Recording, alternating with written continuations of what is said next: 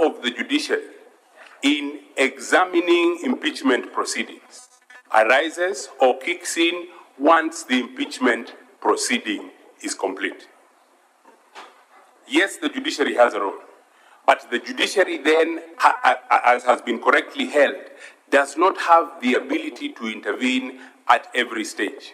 In our written submissions, Mr. Speaker, we have referred you to the relevant decisions of the Court of Appeal.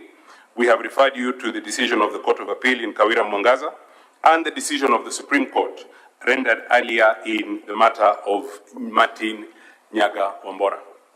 And I wish to suggest a reasoning, perhaps, why the law is as it is.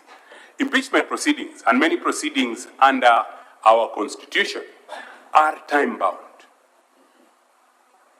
And if judicial intervention is allowed in some of these time-bound proceedings as they proceed, it is not clear whether the judiciary has the ability to suspend constitutional time so as to allow the judicial proceedings to proceed, or whether it is better off to allow the impeachment proceeding to proceed and be completed.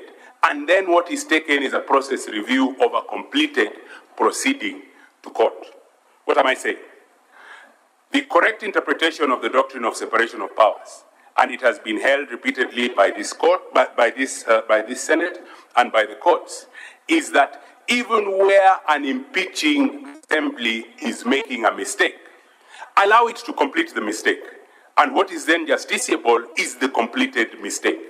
Don't interfere in between because of timelines, and that, I submit, is a modern interpretation of the view of the doctrine of separation of powers as to how it applies to the power of legislative assemblies, county assemblies, and this House to carry out their function of impeachment. Mr. Speaker, there was reference to a decision that was made by Kenneth Marende when he was Speaker. And it was a decision in respect to the appointment of the Honorable the Chief Justice of this Republic.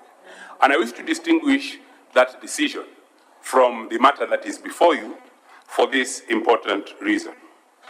Mr. Speaker, I have stated, and I will take your permission to emphasize, that impeachment are time-bound proceedings. The appointment of the Honorable the Chief Justice, yes, was a constitutional process, but it had no time limit. And the process of that appointment had the luxury of time. It could take as long as it needed to take, and it then made room in it for judicial interventions during the process of the appointment of the Honorable the Chief Justice. I have stated, and I will emphasize, that impeachment proceedings are time-bound proceedings.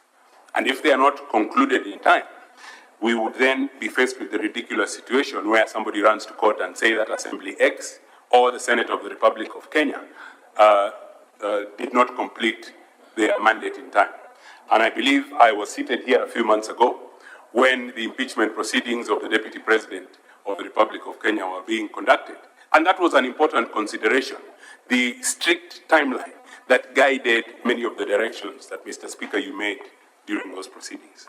I urge you to call on that wisdom and to find, if you are persuaded to consider this as a preliminary issue, that because of the strict nature of the timelines, then the room for court or the role for court is ex post facto considerations of completed processes of impeachment.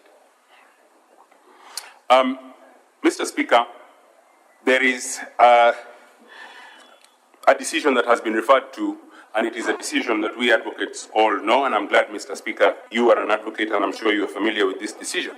It is a decision that is referred to in the submissions by the governor, and that is the decision of Lord Denning in the famous case of McFoy versus United Africa Company, where they seek to persuade, and in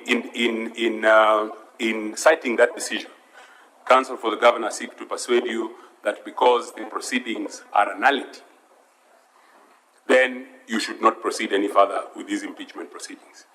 I wish to rely on that decision, Mr. Speaker, and I wish to rely on that decision in an attempt to persuade you that it is indeed the proceedings before the High Court of Kenya in Meru that were a nullity.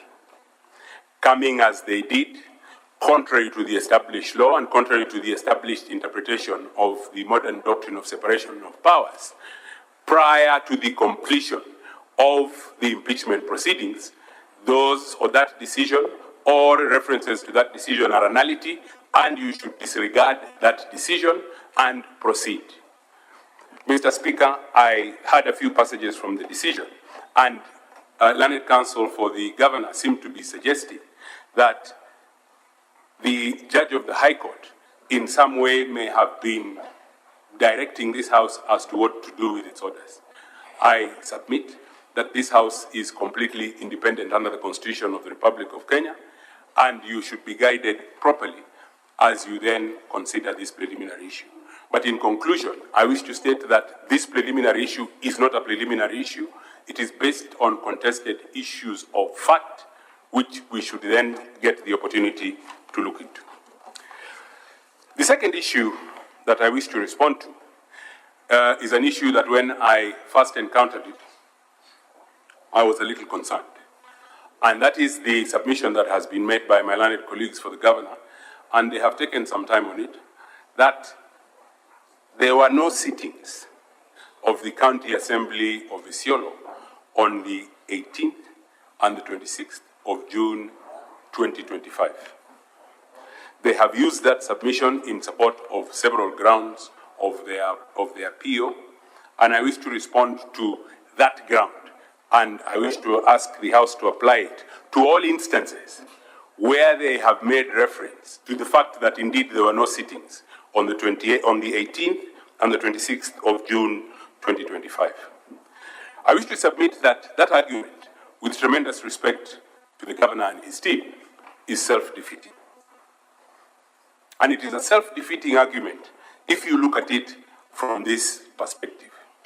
Mr. Speaker, it is the proceedings of the County Assembly of Isiolo of the 18th and the 26th of June 2025 that the governor has taken to the High Court in Meru, and it has resulted in the decision of Mr. Justice Nyaga, sitting in the High Court in Meru, which is set out, the order arising from Mr. Justice's decision is on, Mr. Justice Nyaga's decision, is on page 6 and 7 of volume 3 of the governor's document.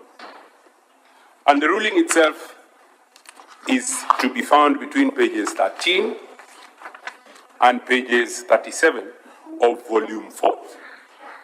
And having based substantive legal proceedings on the proceedings of the County Assembly of the 18th